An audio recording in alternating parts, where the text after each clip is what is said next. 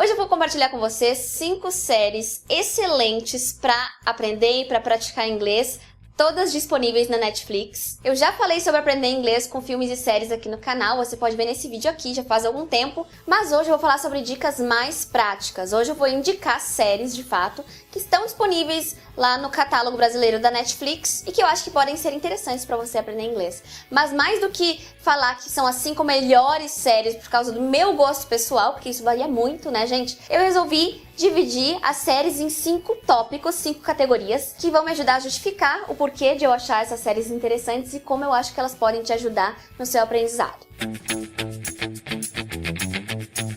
A primeira categoria é uma dose rápida de inglês, ou seja, você não tem muito tempo para assistir uma série, você não tem muito tempo para seguir toda uma temporada e se envolver de mais uma série, então nesse caso você pode aproveitar um tempinho para assistir as sitcoms, que são situation comedies, que são aquelas séries de comédia, aquelas que tem entre 20 e 22 minutos aí, são séries rápidas e que você não precisa assim seguir toda a temporada necessariamente. Se você pegar ali picotado, você consegue entender o episódio em si. Okay, so repeat after me.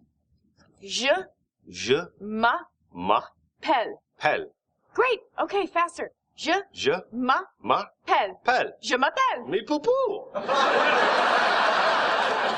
Então as sitcoms são aquelas séries que rolam aquelas risadinhas no fundo e que tratam de situações corriqueiras do dia a dia. Então já por isso eu acho muito legal que você pode aprender o inglês do dia a dia, aprender expressões do cotidiano. Existem várias séries desse tipo no catálogo da Netflix, mas eu vou indicar uma das minhas favoritas, que é How I Met Your Mother. Tudo começa num futuro não muito distante, com o pai contando para os filhos adolescentes como ele conheceu a mãe deles. Daí o nome da série, How I Met Your Mother. Como eu conheci a sua mãe. A série tem 9 temporadas, então assista porque você vai gostar com certeza, porque é bem leve, é divertida, você vai aprender expressões coloquiais e é óbvio também porque a série é Legend, wait for it, Daring. Existem várias maneiras que a gente pode usar para aprender vocabulário novo e uma delas é se expondo a um vocabulário não tão corriqueiro, não tão do dia a dia, porque a gente quer aprender vocabulário novo.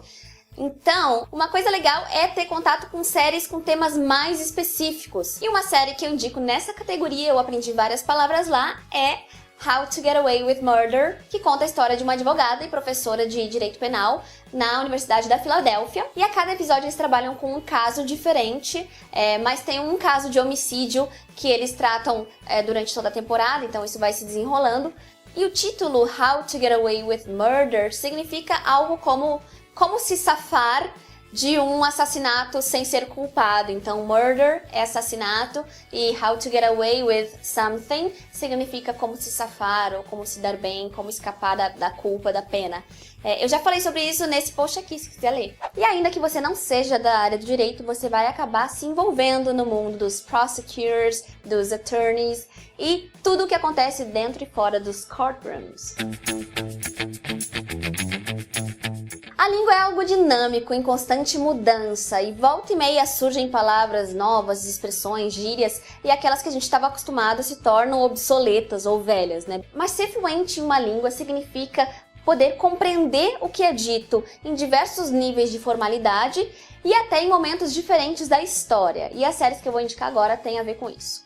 A primeira é Stranger Things, que eu amei, eu assisti em um fim de semana porque é muito legal essa série. O elenco principal é composto por crianças, mas isso não significa que seja uma série infantil.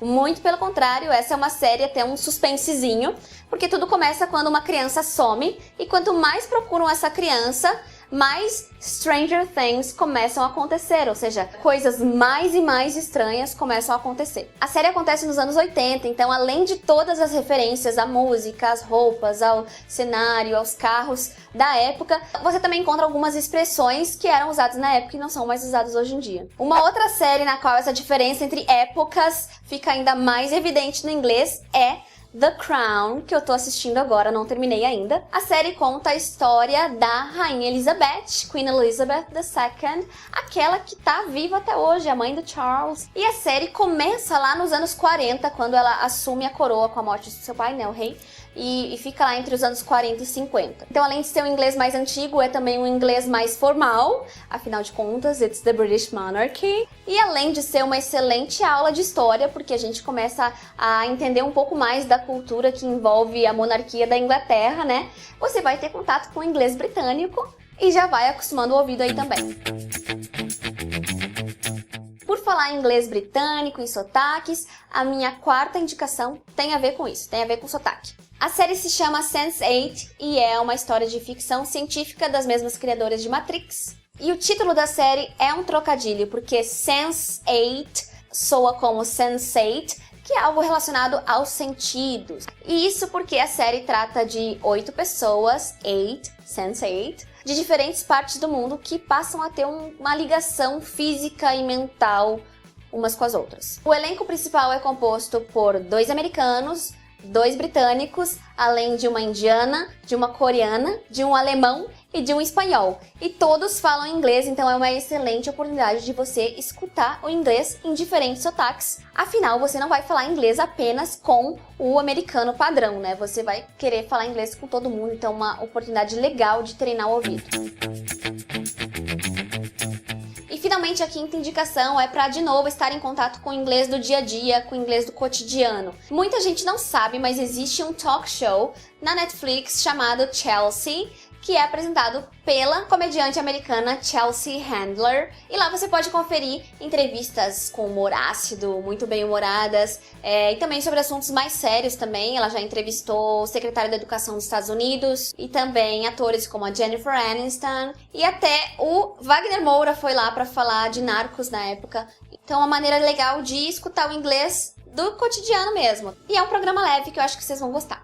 Então eu espero que gostem das indicações. Se você já assistiu alguma dessas séries, comenta aqui. Se você tem outra série legal para recomendar e que se encaixa aí num dos tópicos que eu coloquei, deixa aqui no comentário também, porque eu adoro conhecer novas séries, eu tô aceitando sugestões. E se quiser mais dicas, você pode assistir também o vídeo do meu amigo Paulo Barros, ele falou sobre isso nesse vídeo aqui.